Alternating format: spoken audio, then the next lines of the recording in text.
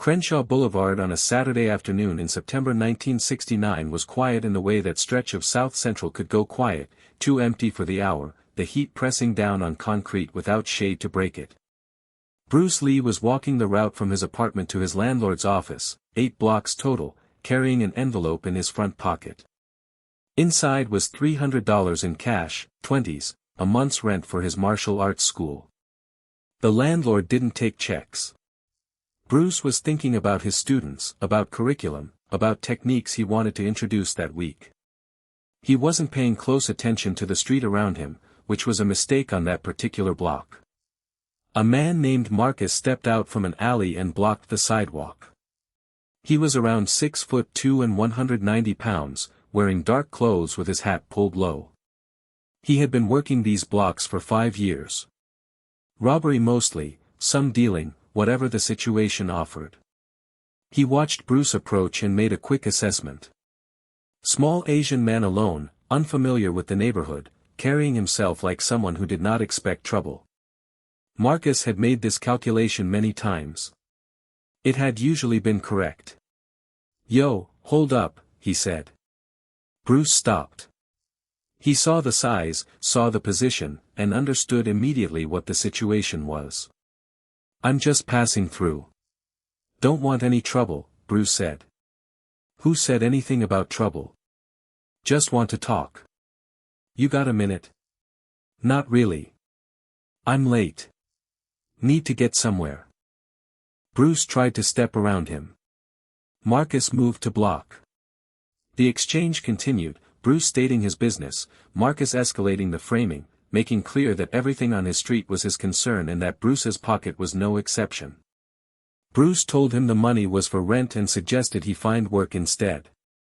Marcus explained, with some bitterness, that nobody was hiring black men with street backgrounds in Los Angeles, not for real wages, not for steady work.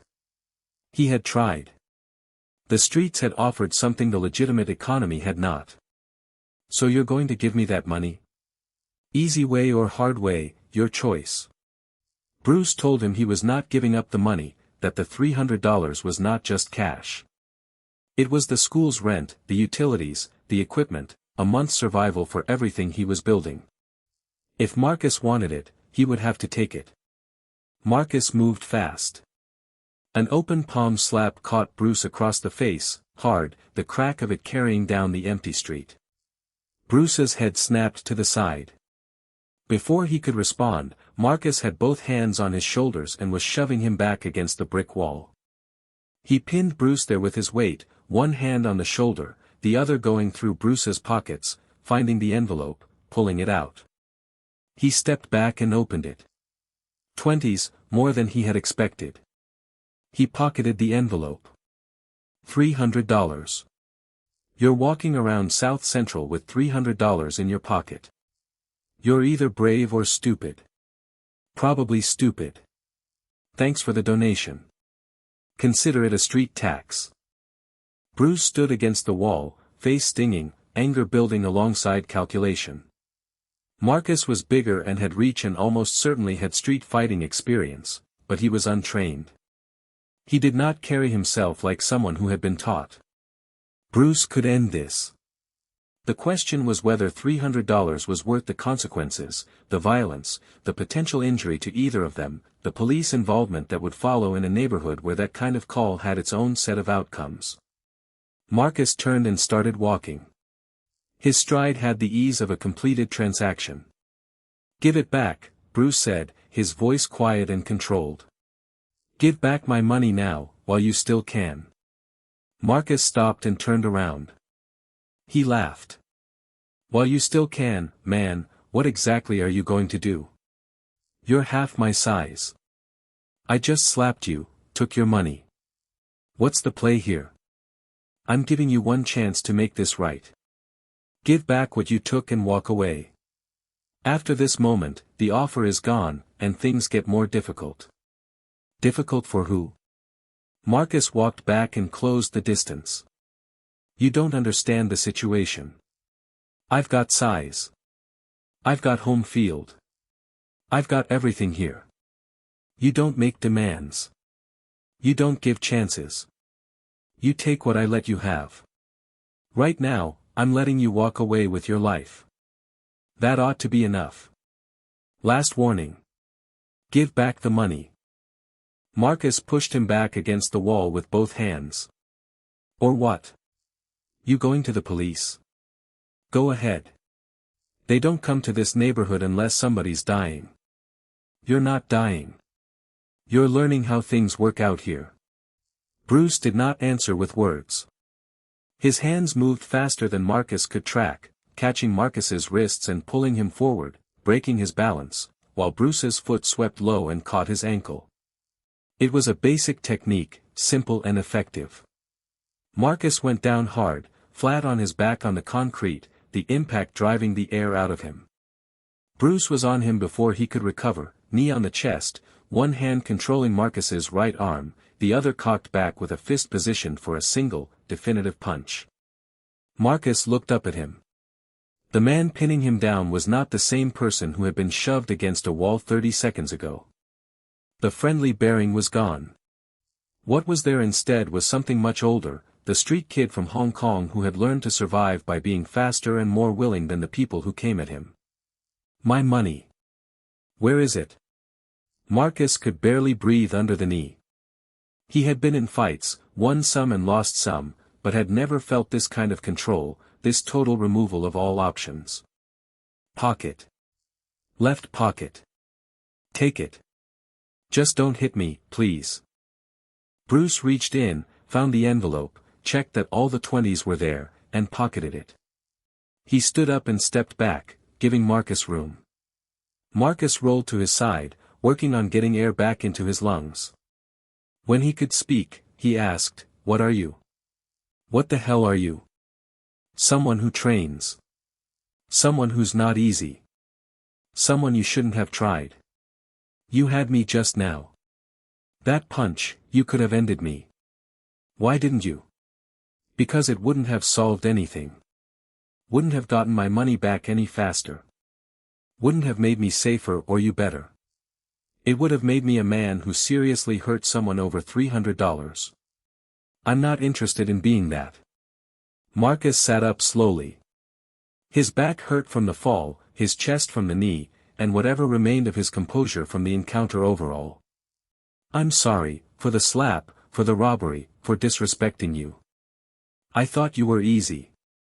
I was wrong. You were wrong. But you were also desperate. I understand needing to survive. I don't understand taking it from people who are also trying to survive. That's not how you build a life. Then what am I supposed to do? I told you, nobody's hiring. Black men with records, with street backgrounds. Nobody wants us for real work. I've got ability, but nowhere to put it. What's the alternative? Starve? Bruce looked at him, not at a mugger, not at a criminal, but at a person caught in a system that had offered him a very narrow set of options and had not apologized for the narrowness. Bruce knew something about being on the outside, about being judged and limited and told, implicitly, that certain doors were not for him. The circumstances were different. The race was different. The specific shape of the wall was different. The wall itself was familiar. You want to earn money? Legal money, steady money? Marcus looked up, cautious. Doing what? I run a martial arts school. I need help cleaning, maintenance, basic security, and eventually teaching entry-level classes once you've learned enough. Starting pay is $20 a week. It's not much, but it's legal. It's consistent. And it's a beginning. Why would you offer me work? I just robbed you, slapped you, took your money. Because you gave it back. Because you apologized. Because being desperate is not the same as being irredeemable. I'm offering you a different option. You take it or you don't. But the offer is there. Marcus sat with that. $20 a week was barely survival by any measure. But it was a path that did not end in prison or in a hospital or in a box.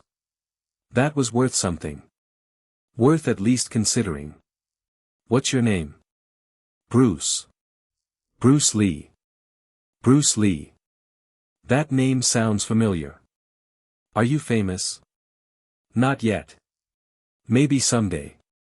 Right now I'm just a teacher trying to build something. You want to help build it? Yes or no? Marcus thought about it. I'll try. I'm not promising I'll be good at it or that I'll stick. Just that I'll try. That's all I'm asking. Show up tomorrow morning, 9 a.m. Address is on this card. Bruce handed him a business card, name, address, nothing elaborate. Then he added the one condition that was not negotiable. You work for me. You represent me. That means no criminal activity, no robbery, no violence, not on these streets, not anywhere. You want to survive, you do it legally. Agreed. Good. Bruce turned and continued down the boulevard toward the landlord's office. He paid the rent. He walked home.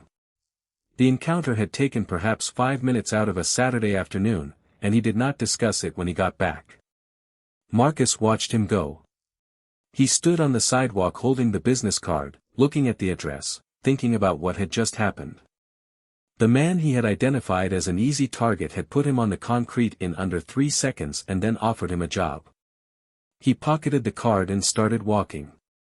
The next morning, Bruce arrived at the school early, unlocked the door, and started preparing for classes. He did not expect Marcus to show. Most people, when the adrenaline fades and daylight arrives and pride reasserts itself, find reasons not to follow through. 9 a.m. came and went. 9:15. 9:30. Bruce noted the absence and moved on with his morning. At 9:45, the door opened. Marcus walked in wearing clean jeans and a fresh t-shirt, his hair combed. He looked like someone who had made an effort, which was its own kind of statement. I'm late. I'm sorry. The bus was slow. I should have left earlier. Bruce had not expected this. You came. Said I would. I don't have much, but I keep my word when I actually give it. I gave it yesterday, so I'm here. Okay. Let's start. Floors need mopping, windows need washing, equipment needs wiping down. You know how to mop. I can figure it out. Marcus worked the full day, mopping, cleaning, organizing. Simple, physical, honest work. Nothing about it resembled the streets. It did not involve taking anything from anyone. It involved showing up and doing what needed doing and leaving the place in better condition than you found it. At the end of the day, Bruce paid him $4. Marcus looked at the bills. This is it. $4 for 8 hours. That's the rate. $20 a week. If you stay, if you prove reliable, we talk about more. But everyone starts here. Marcus pocketed the $4. This is less than I made robbing you yesterday. It is. But you earned this. It's yours without conditions. No police behind it, no violence in front of it, no guilt attached to it. That's worth thinking about. Marcus thought about it that night. He thought about it the next morning when he showed up again, and the morning after that. He showed up every day, did the work, drew his wages, small money, but his money, clean money, money he had actually produced through effort. After 2 weeks, Bruce began teaching him basic techniques, foundational movements, not to develop him as a fighter, but to give him a framework for discipline and focus, something to occupy the mental space the streets had previously filled. Marcus was stiff and uncoordinated at first. His body had not been trained for this, but he kept showing up and kept trying, which Bruce observed and respected. 3 months in, Marcus was a permanent fixture at the school. He cleaned, assisted with classes, continued learning, and collected his $20 a week. It was not a dramatic transformation. It was the accumulation of small daily decisions, to show up, to do the work, to stay inside the agreement he had made on a sidewalk in South Central. For the first time in years, he felt like he was building towards something rather than managing the immediate consequences of the last thing he had done. Years later, After Bruce Lee had died at 32 and his name had spread to every corner of the world, a journalist tracked down Marcus for an interview. By then, Marcus was running a community center, teaching martial arts to at-risk young people in South Central, doing for them, deliberately and with full awareness, what Bruce had done for him. "Tell me about Bruce Lee. How did you meet him?" Marcus took a moment before answering. "I robbed him. Slapped him across the face, shoved him against a wall, took $300 out of his pocket. Thought I was tough. Thought I was smart. He put me on my back on the pavement in about 3 seconds, put his knee on my chest, had a fist position to end my face.